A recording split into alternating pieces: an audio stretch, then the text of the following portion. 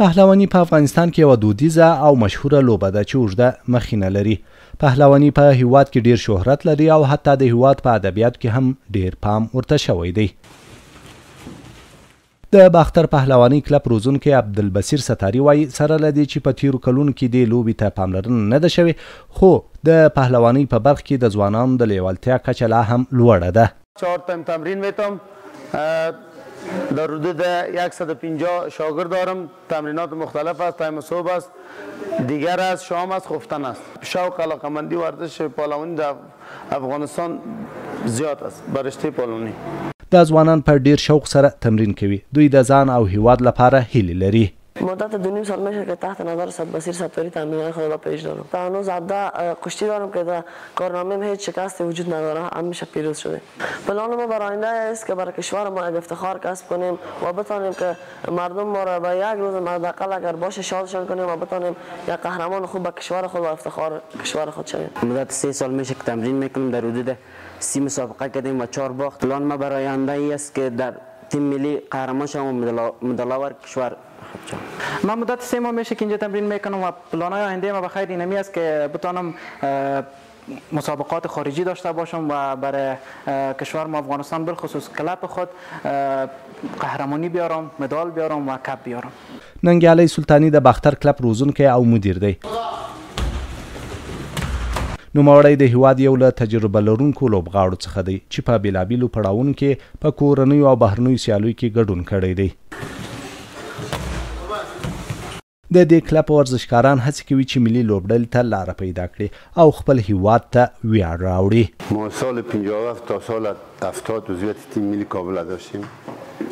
او وقت انتخاباتی که برگزار میشد هر کسی مقامای اول دوم میگرفتن، سفر خارجی داشتن. سفرهایی که دو وقت کردیم ما سفرهای دانکلوف، مسابقات علی الیوف رفتیم 2 مرتبه، مسابقات علی الیوف رفتیم، مسابقات ماستر سوپورتی تاشکند رفتیم. من مسابقات در شهر فرغانه به خاطر ماستر سوپورتی هر کس که اتحاد شوروی دعوت میکرد آلمان رفتیم، آسیایی رفتیم، هندوستان رفتیم. در کابل دستاورد داشتیم، در خارج هم تا مدال برنز نقره هم به دست داشتیم در مسابقات علی الیوف. کل ما بخیر آمادگی داریم به خاطر انتخابات تیم ملی که ما بخیر اشتراک کنیم. یک مابعد مسابقات تیم ملی است. امید از خدا داریم که بچه‌های ما در ردیف وین. عتیق الله مولوی هر ورځ کار کوي او د ورځې په پای کې دلته د لوبې لپاره راځي. د په هیواد کې دننه په څو سیالیو کې برخه اخیستې او په ډیرو سیالیو کې بریالیتوب ترلاسه کړی دی. هغه نورو ځوانانو غواړي چې ورزش وکړي. ما مدت 6 سال است که پالونی تمرین میکنم پیش استاد بصیر. دیگه رشته کشتی است و در کلب باختر تمرین میکنم. رقابت های داخلی شرکت کردیم، کشتی های داخلی زیاد داشتیم. با تعداد 17-18 برد دارم، 6-7 باخت دارم. در کنار ورزش دیگر شغل آزاد دارم، کارهای ساختمانی و سیمتوی ها میکنم. دیگر در کنارش ورزش خودم ادامه میدم.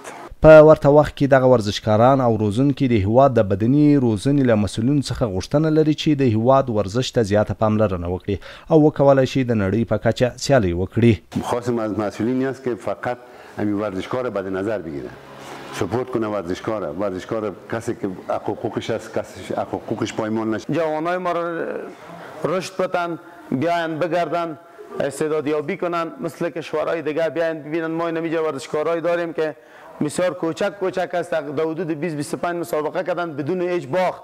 مسئولین باید ورزشکاران، جوانان، نوجوانان رشد بدن تا آنها بتوانند که یک مدال‌آور کشور باشند. دا په داسې حال کې ده چې د هیواد د بدني روزنې د عمومي ریاست چارواکي په مرکز او ولایتونو کې په بیلابیلو کټګوریو کې د ملي لوبډلې د لوبغاړو د جذبولو په موخه د پهلواني سیالي په پلان کې لري، خو لا یې د پیل نیټه نه ده معلومه.